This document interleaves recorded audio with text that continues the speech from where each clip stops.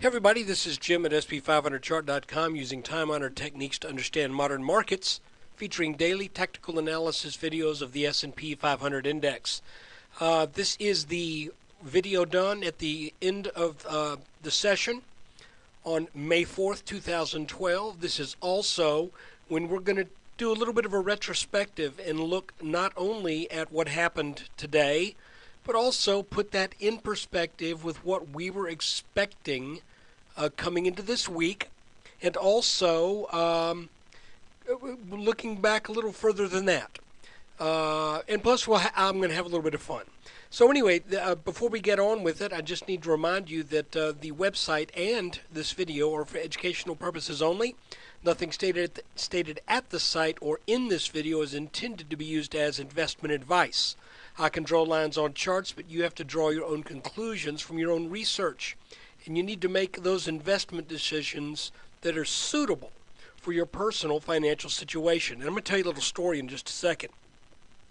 I'm not a licensed financial professional. I'm just a guy who draws lines on charts. Here's the story. I find that I do better as a trader or as an investor when I really diversify heavily. And what that does is that, because I have a tendency to be kind of a compartmentalized thinker. You know, if I look at my portfolio and I hold 15 stocks and they're all down $200, I don't feel nearly as bad about that as if I hold one stock and it's down $3,000 for the day. And I know you're probably saying, but objectively, what's the difference? Well, the difference mainly is A, the chances of the first thing happening are a lot less. But B, it's not like you're looking at any one thing and you're kicking yourself going, oh, what an idiot I was. I bought high, and now, doggone it, I'm going to end up selling low. So, I think you know what I mean.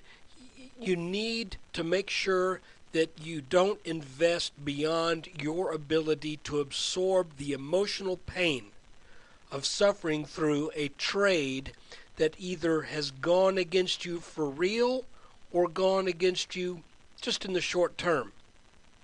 And there is a time to bail. But if you have too much invested in any one thing, you may find yourself bailing at the exact wrong moment. Let's move on to the chart. Okay, going to have a little fun here. Yesterday I mentioned that it looked like this, and at first I didn't want to call it that, but as I looked at it more and more as we went through yesterday's video, I said, by golly, we're going to call this a head and shoulders top here because it looks like a head and shoulders. It had a funny shape to it with some kind of strange trading, but it broke down yesterday. But if you remember yesterday's video, I said it made this little descending wedge pattern almost like it wanted to get back over this neckline, so I didn't want to call that a busted pattern quite yet. I wish I had, because it obviously now played out as a head and shoulders top. And there's our big googly eyes that I drew on there with the tools at freestockcharts.com. And I think I did that briefly yesterday too. And I described this as a head and shoulders with scaly shoulders. And by golly, today, you'll recall I said I think if we get down under 1387, I believe that was the level I set, then I think that will be a clue or the cue that this pattern has broken, and we are going to be heading down into the low 1370s as a minimum target. And we got down there, fairly early on in the day, and now we spent the last few hours just kind of going back and forth in a pattern that's kind of sort of like we did yesterday. Got me a little bit scratching my head, and we're going to talk about that in a second. But let me get rid of my artwork before we move on. And guys, I hope you don't mind when I do stupid things like this. Life is too short to take everything so seriously, and I think if you have a sense of humor about things, you'll handle life's setbacks a lot better. So here we are. What were we doing as we came into this week?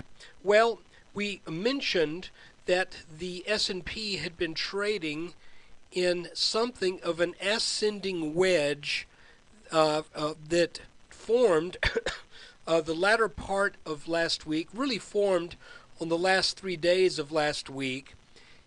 And I mentioned look out in case we get a break of that, because that should be setting up some weakness.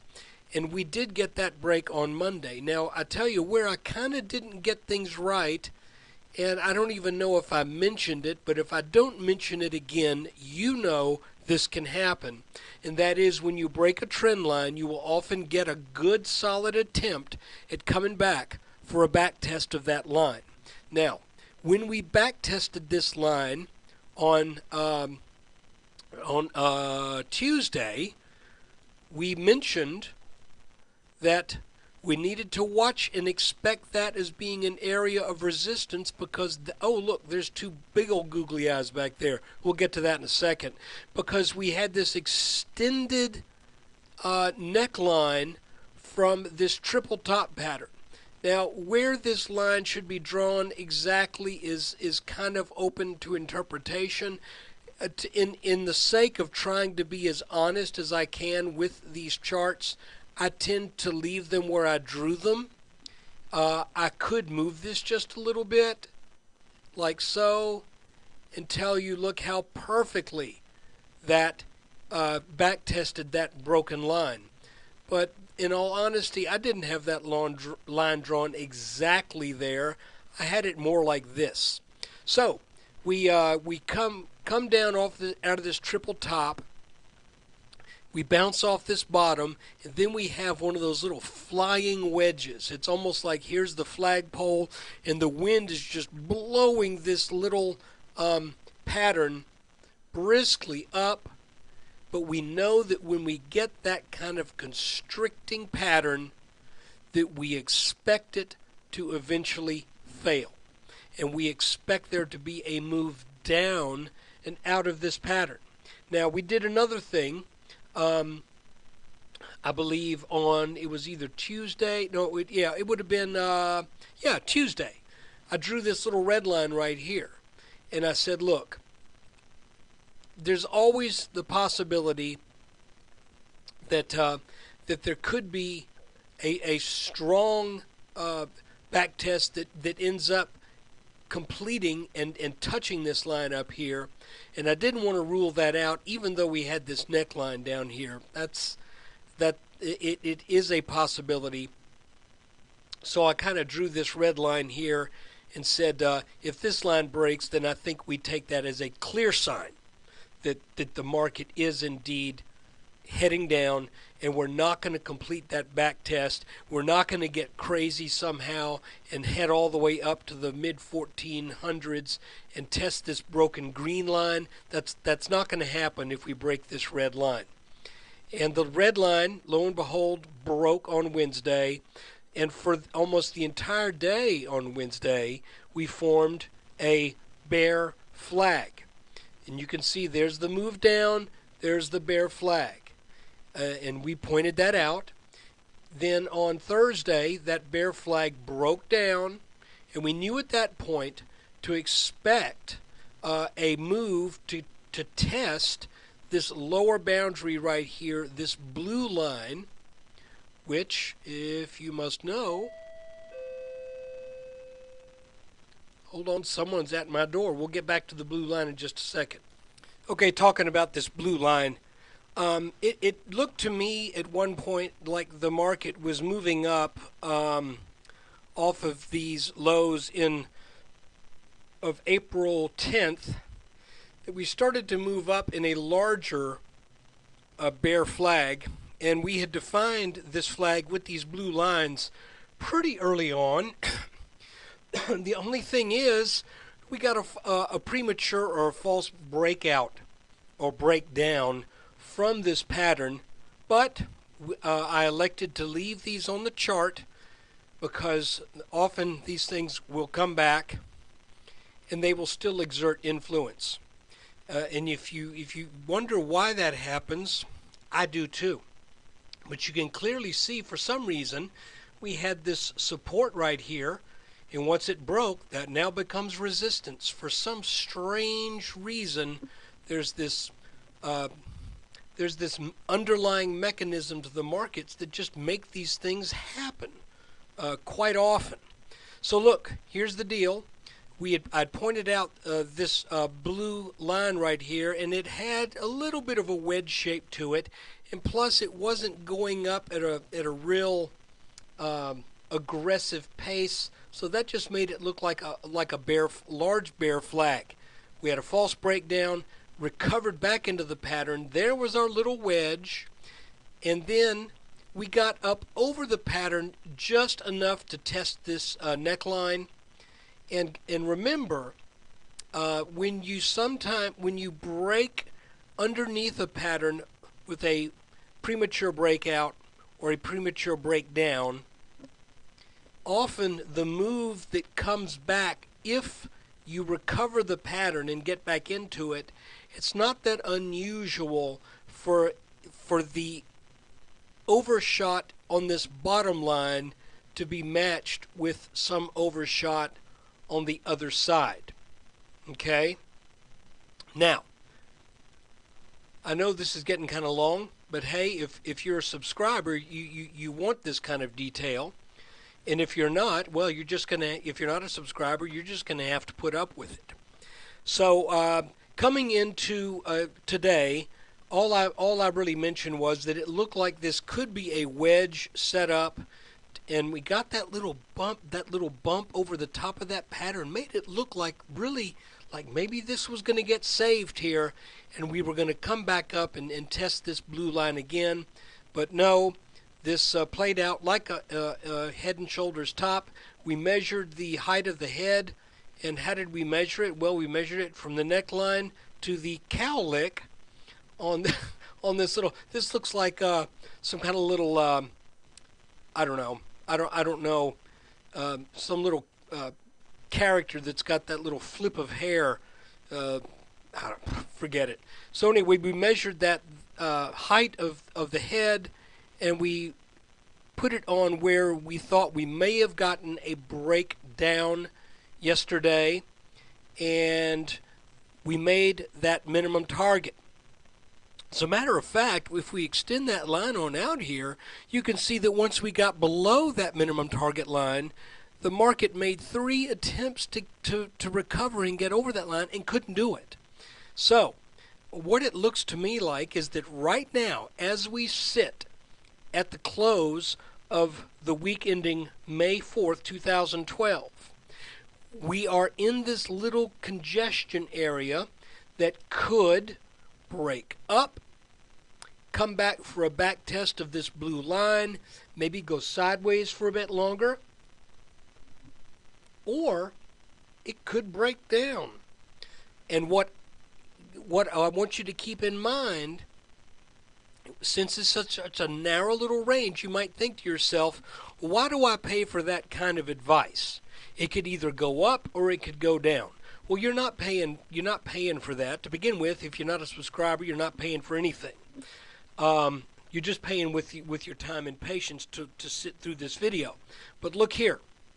The good news is we are in this narrow little range, and we know that a move that were to get up over this line right here would likely signal a move to come back and back test either this blue line or the extended neckline from this head and shoulders top. Okay?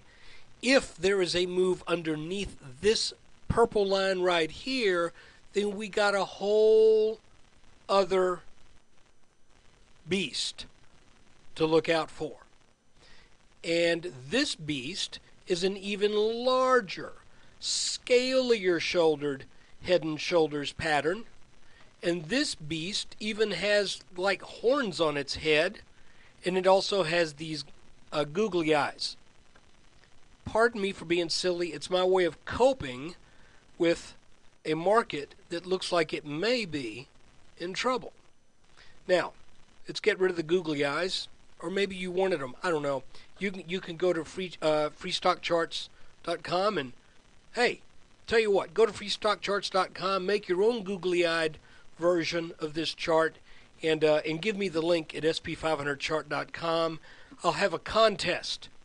Whoever gives me the best link to the best looking dressed up head and shoulders pattern, I will give a 1 month free subscription to the website. How's that? Okay, you don't need to sign up for that.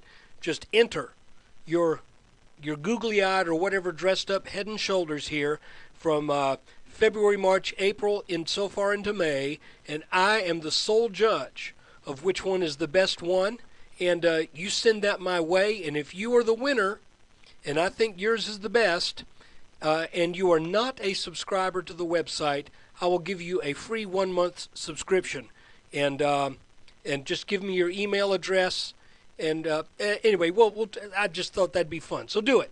But anyway, look, here's the deal, real quickly. If if we get a back test of this broken blue line right here, if this neckline of this large head and shoulders holds up just a bit longer, then I would love to see this market come on up to the 1390s again, maybe even as high as the very, very low 1400s, and then come back down, take out this neckline. Can you wait until somewhere near the end of May to do that? As I was saying, that's the telephone, the doorbell. As I was saying, it would be great if the S&P could put off breaking this neckline for another week and a half, 2 weeks or so. Call it 2 weeks or more, because then we would end up with a really nice opportunity to know that this is another head and shoulders on the right shoulder here, and we would, if we came up to here and then came back down, I think you could probably say it's a very, very, very safe bet that this neckline would get taken out after some kind of ensuing rally that then comes back down. Think in terms of, we had a left shoulder here, a head, and if we had another right shoulder, that would give us a great opportunity to just almost feel like, and I hesitate to say this, but to almost feel like that one's in the bank. So that would mean we had a larger head and shoulders pattern, left shoulder, head, the head with the triple top, and then the right shoulder itself could potentially be a head and shoulders. But before we can make that kind of call, we've got to get up out of this pattern, and not out of this pattern, but we've got to bounce off this neckline here, and we've got to get up and put in that right shoulder on this smaller pattern. That would be beautiful if we could do it for another reason. Because if that were to happen, and then we measure the height of this pattern, and we project that out here to where we think we would like to schedule, if we could, we'd like to schedule the breaking of the neckline. Let me put that on my calendar. Why don't we all put that on our calendar? That on, what day would that be? What, the 23rd or whatever? That this neckline's going to break. But what I'm saying is, if it were to break there, then the excellent news is we also realize that we would look to a potential area down here where we would expect a strong bounce or even a reversal of this pattern to head back up. So look, guys, I know I got kind of long-winded. I want to thank you for putting up with some of my silliness today. Remember, I'm having a contest. You send me the link to the best looking dressed up head and shoulders pattern here, and if you are the winner, you will get a free 1 month subscription to sp500chart.com. And you would probably the best way to get that to me is go sign up for the forum. That's sp500chart.com. We've got a little forum there. We don't have a lot of posters. We have good, thoughtful posts, but not a lot of them. And look, appreciate you taking time out of your day to watch the video. And thank you for your subscription. And I'm sorry, our contest, if you're a subscriber, go ahead and send me a link to your chart, but make sure you tell me I'm already a subscriber. I'm just doing this for the fun of it. Hey guys, thanks for watching. Take care.